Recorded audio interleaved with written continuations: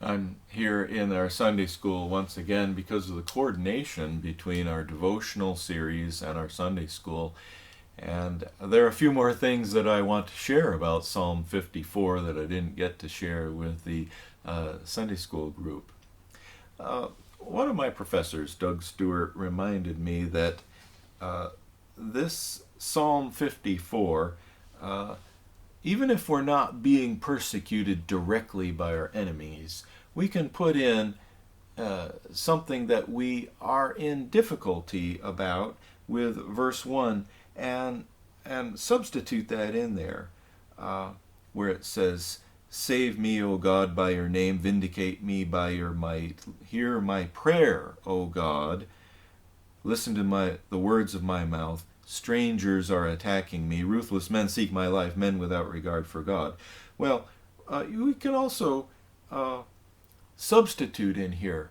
If we're in financial need, we can use these words to outline our prayers and petition with the Lord.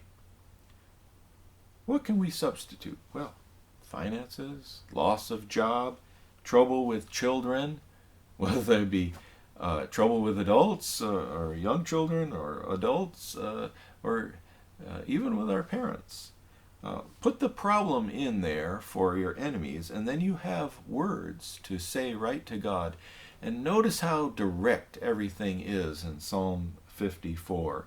Save me, O God, by your name.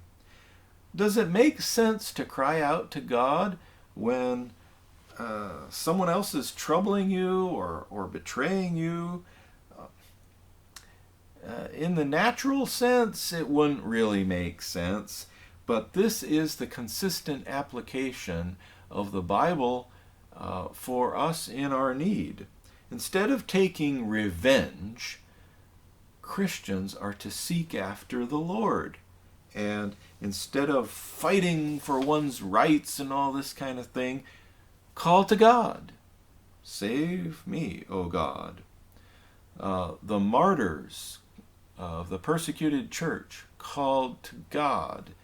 The African American slaves of the 19th century and the Civil War time called to God, and that out of that came the great spirituals and music of that time. A call to God for deliverance.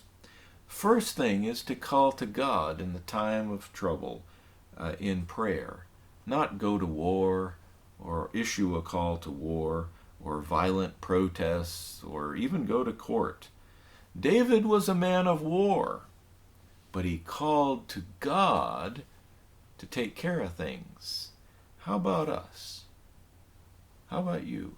Will your first call be a call to God in prayer? Save me, O God, by your name, it starts out. And remember that name equals character in our passage here. So that's very important for us to get right. The Lord is the one for us. His name, the Lord, saves, Jesus.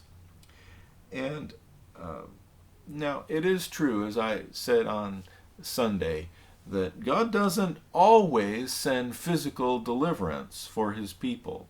Some people are delivered miraculously. David did receive miraculous deliverance here when Saul had to break off pursuit. But are we going to trust the Lord even if God should not deliver us from physical harm? Listen to what Shadrach, Meshach, and Abednego said to the king that was persecuting them. Daniel 3:17. If we are thrown into the blazing furnace, the God we serve or worship is able to save us from it. And he will rescue us from your hand, O king. But even if he does not, we want you to know, O king, that we will never, or we will not serve your gods or worship the image of gold you have set up. That's the kind of faith that David had too. He would not surrender and not give up and trust in the Lord. Daniel, Shadrach, Meshach, and Abednego led the way later on, and The disciples later on had to follow what Jesus also did and to suffer. Not all of the disciples were saved from death. In fact, most of them probably died a martyr's death. Even in biblical times, James, the brother of John, was put to death to please the Jewish people.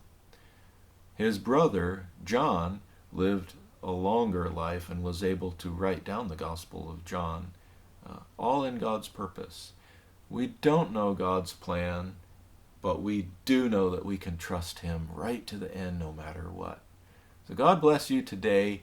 Use Psalm 54 as a guide to worship and prayer, especially when you're in need. And the Lord will deliver us ultimately on the last day from all evil. God bless you.